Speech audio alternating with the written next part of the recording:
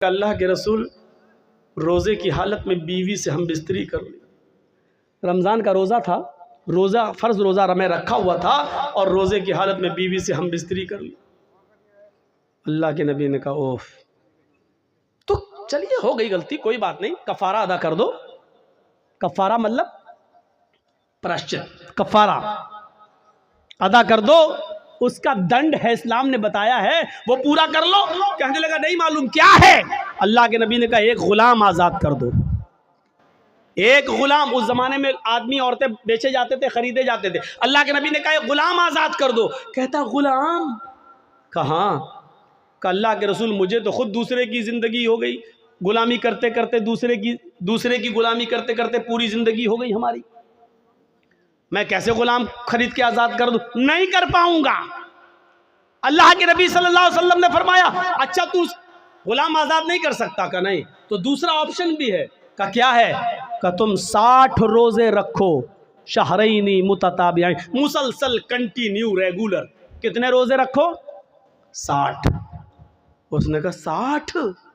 का ये भी नहीं हो पाएगा, वो भी कंटिन्यू समझ रहे हैं ना? अगर 55 रोज़े 55 रोज़े रख लिए और एक छोड़ दिया, नहीं एक दिन सस्ता लें बाद में फिर रखेंगे, एक छोड़ दिया तो 55 बेकार, अब फिर 1 से 60 रखो। अगर बुखार आ गया, बीमार हो गए, कोई बात हो, वो एक अलग बात है, वो एक मजबूरी है। लेकिन सोचो जो लोग रोज़े की हालत में, जिनकी नई नई शादी होती है, इसलिए उनसे कहा कि ज़्यादा रोज़े की हालत में थोड़ा दूर ही रहो। रोज़े की हालत में बीवी से क्यों कहा? क्योंकि नई नई शादी हुई है, थोड़ा करीब आओगे, दिल बहक गया, कहीं ऐसा ना हो कि रोज़ा ही ख़राब कर बैठो।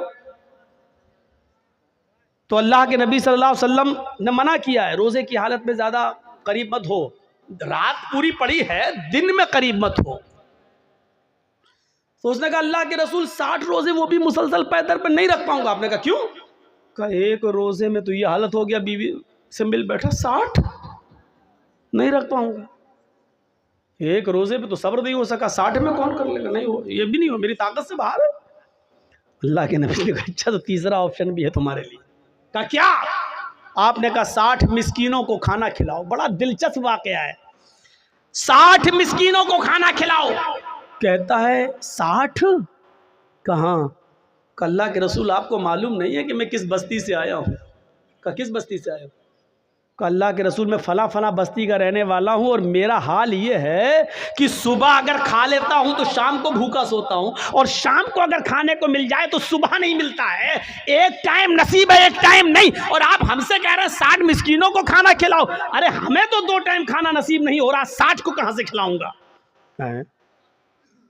अल्लाह के नबी ने कहा यही 3 रास्ते थे, चलो एक और रास्ता निकालता हूँ तुम्हारे लिए।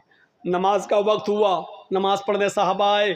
नमाज के बाद आपने साहबा को बताया तुम्हारे भाई को ऐसी ऐसी परेशानी हो गई है, इसके लिए कुछ मदद करो, कुछ चंदा अंदा करो। साहबा ने चंदा किया, कोई 2 खजूर लाया, कोई 5 खजूर लाया, कोई 10 खजूर लाया।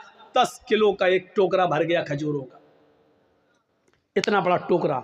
अल्लाह के रसूल ने कहा लो ये तुम्हारे भाइयों ने तुम्हारी मदद की है, चलो इस 10 किलो खजूरों के टोकरे को उठाओ, अपने गांव में ले जाओ, अपने कबीले में, और वहां जितने गरीब हैं उनमें तकसीम कर दो, तुम्हारा कफारा अदा हो जाएगा, जाओ।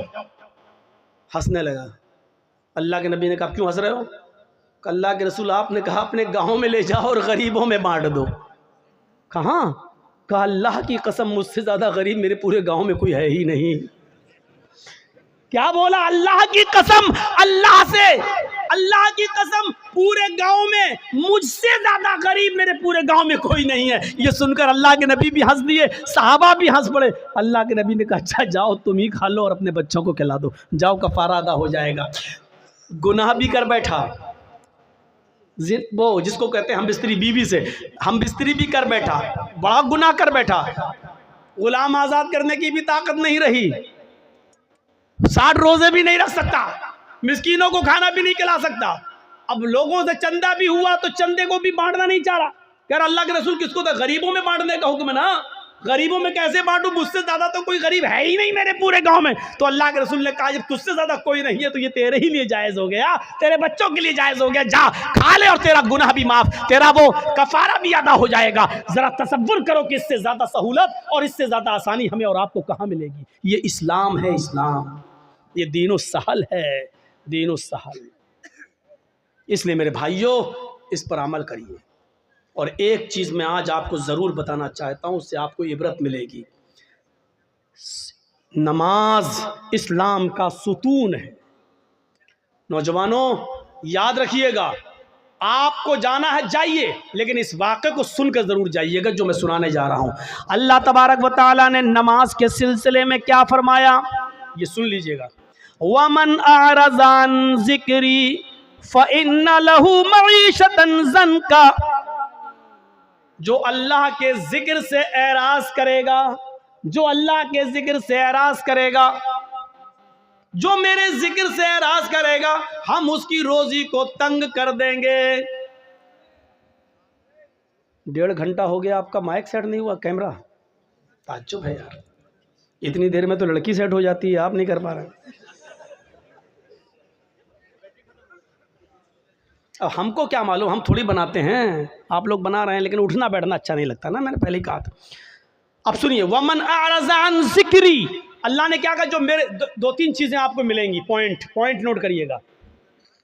ये आयत बहुत बार सुनी होगी मौलवियों से, लेकिन आज मुझसे सुनिए 2 चीज़ें बताई हैं। वमन आरज़ान ज़िक्री फ़इन्ना लहू मईशतन ज़न्का। जो मेरे जिक्र से एराज़ करेगा, अभी एराज़ बताता हूँ किसको कहते हैं, अब बताना पड़ेगा। एराज़ बंगाल का माहौल, एराज़ मौलाना साहब एराज़।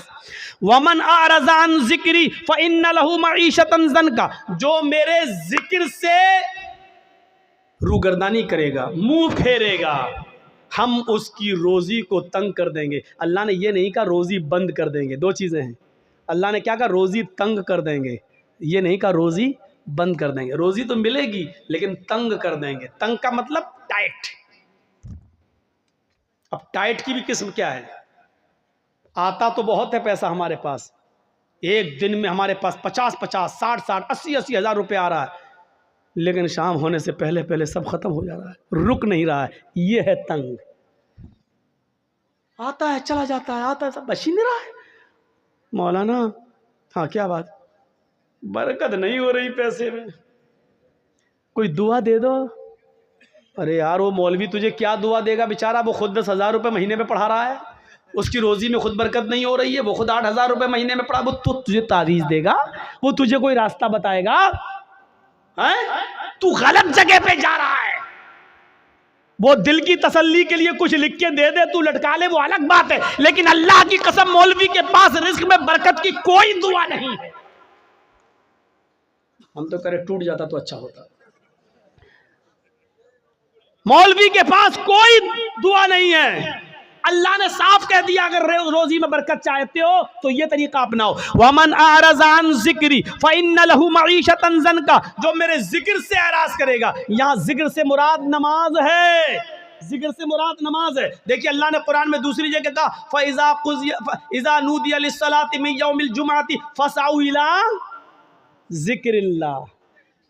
या अय्युहल्लज़ीना आमनू इज़ा नूदिया लिस्सलात। ईमान वालो, जब तुम्हें जुमे की नमाज के लिए बुलाया जाए, इज़ा नूदिया लिस्सलात, जब तुम्हें नमाज जुमा के लिए आवाज़ दी जाए, यानी अजान हो, फसअू इला ज़िक्रिल्लाह, तो तुम दौड़ पड़ो कहाँ, अल्लाह के जिक्र की तरफ, यानी नमाज के लिए। जिक्र से मुराद क्या है, नमाज। यहाँ जिक्र अल्लाह ने किसको कहा, नमाज को। यहाँ अल्लाह ने क्या कहा, वमन आरज़ान ज़िक्री, जो मेरे जिक्र से मुंह मोड़ेगा, फ़इन्ना लहू मईशतन ज़न्का, हम उसकी रोज़ी तंग कर देंगे। मेरे जिक्र से मुराद नमाज, यानी नमाज के वक्त जो मुंह मोड़ेगा, हम उसकी रोज़ी तंग कर देंगे। आप नमाज पढ़ना शुरू कर दीजिए, रोज़ी के दरवाजे खुल जाएंगे,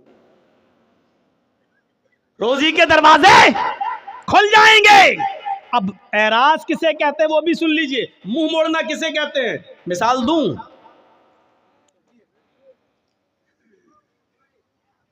हमारे नोट भीग गए, हमारे पास 2-2 हज़ार के नोट की एक गड्डी है और रखी हुई है घर के आंगन में, खुला हुआ है, और बारिश हो रही है, हम कैरम बोर्ड खेल रहे हैं। लोगों ने कहा, अरे बारिश हो गई है, वो देखो नोट भीग रहे हैं। इसको कहा जाएगा नोटों से एराज करना। नहीं समझे? एक और मिसाल समझाता हूं। बच्चा रो रहा है, भूखा है, बच्चा रो रहा है, भूखा है, उसको मां के दूध की जरूरत है, और उस बच्चे की मां टीवी का सीरियल देख रही है। कौन? वो क्या, सास भी कभी बहू थी, टीवी का सीरियल देख रही है, बच्चा रो रहा है और माँ टीवी के सीरियल में लगी हुई है। नहीं नहीं, बच्चे को उठाऊंगा, दूध पिलाऊंगी तो ये समझ नहीं पाऊंगी, ये बच्चा रो रहा है, माँ देखने में लगी है। इसको कहते हैं बच्चे से एराज करना, यानी माँ को टीवी के सीरियल की फिक्र ज्यादा है, बच्चे की फिक्र ज्यादा नहीं है। हालांकि बच्चे को फेंक नहीं रही है, बच्चे को भगा नहीं रही है, बच्चे को घर से मार भी नहीं, हट चुप चुप, पहले देखना दे, चुप चुप, मार भी नहीं रही, लेकिन रोने दे रही है, परवाह नहीं कर रही है, टीवी देखने में लगी है। इसको क्या कहा जाएगा? इसने बच्चे से मुंह फेर लिया, इसने बच्चे से एराज कर लिया। समझ गए ना? मसलन घर में आग लग गई है, हम क्रिकेट खेल रहे हैं, किसी ने बताया तुम्हारे घर में आग लग गई है, फौरन क्रिकेट छोड़ के हमें घर जाना चाहिए, जितना बच गया उसको बचाना चाहिए, जितना जल गया उसके बनाने की फिक्र होनी चाहिए कि नहीं हम इसको बनाएं। उसकी फिक्र नहीं कर रहा है, जो कुछ बच सकता है पानी वानी डाल के उसको बचाना चाहिए, लेकिन नहीं बचा रहा है, क्रिकेट खेलने में लगा है। इसका मतलब क्या है? उसने अपने घर से एराज कर लिया। अब समझ गए होंगे आप कि नमाज से एराज का मतलब क्या है। नमाज से एराज का मतलब यह है, यहाँ हम कैरम बोर्ड खेल रहे हैं और वहाँ मुअज्जिन कह रहा अल्लाहु अकबर अल्लाहु अकबर, हम अल्लाहु अकबर की आवाज़ सुनकर भी कैरम बोर्ड खेलने में लगे हैं। इसका मतलब यह है कि हमने नमाज से एराज कर लिया है। हम नमाज का इनकार नहीं कर रहे हैं, लेकिन नमाज के वक्त हम नमाज पढ़ने नहीं जा रहे हैं, यह है नमाज से एराज। यहाँ मैच हो रहा है, इंडिया पाकिस्तान का मैच आ रहा है, यहाँ अज़ान की आवाज़ आती है हय्या अलस्सला, आओ नमाज के लिए। हम सोच रहे हैं यार 5 ओवर बाकी रह गया है, हम ये देख लें। अगर ये नहीं देखेंगे, अगर नमाज पढ़ने जाते हैं तो मैच का लुत्फ नहीं ले पाएंगे। कौन हारा कौन जीता ये तो पता चल जाएगा, लेकिन मैच का एक एक बॉल का जो मज़ा लेना है और एक एक बैट शॉट का जो मजा लेना वो देखकर ही मिलेगा। हमें मालूम है 5 ओवर रह गए हैं, लेकिन 5 ओवर के देखने के चक्कर में हमारी जमात चली जाएगी। ऐसे मौके पर जमात को नजरअंदाज कर देना और मैच को देखते रहना, ये है नमाज से एराज, ये है नमाज से एराज। जो नमाज से एराज करेगा हम उसकी रोजी को तंग कर देंगे। जिन लोगों की रोजी तंग है, यानी पैसा तो बहुत आता है लेकिन रुकता नहीं है, दुनिया का कोई भी मुल्ला और कठ मुल्ला तुम्हें कोई तावीज़ नहीं दे सकता है। अगर तुम्हें अपना इलाज करना है तो नमाज से एराज बंद करो, अजान की आवाज सुनते ही फौरन मस्जिद की तरफ जाओ और नमाज की अदायगी करो। अल्लाह से के जिक्र से एराज का भयानक अंजाम क्या होता है, उस अंजाम की तरफ मैं तुम्हें लाना चाहता हूं। आपने नाम सुना होगा, उत्तर प्रदेश में एक जिला है जिसका नाम है गाजियाबाद। बाई रोड जब आप गाजियाबाद से दिल्ली जाएंगे, बाई ट्रेन की बात नहीं कर रहा हूं मैं, बाई रोड जब आप गाजियाबाद से दिल्ली जाएंगे तो गाजियाबाद और दिल्ली के बीच में एक कस्बा पड़ता है जिसका नाम है लोनी, जिसका नाम है लोनी। मुसलमानों की अक्सरियत यहाँ रहती है, मुसलमान ज़्यादा इस बस्ती में रहते हैं और सब अल्लाह का शुक्र है ज़्यादातर दौलतमंद, पैसे वाले और बड़ी बड़ी कोठियों के मालिक। सन 1995 की बात मैं बता रहा हूँ, 1995 की। सुनिए अल्लाह के जिक्र से एराज का नतीजा क्या होता है।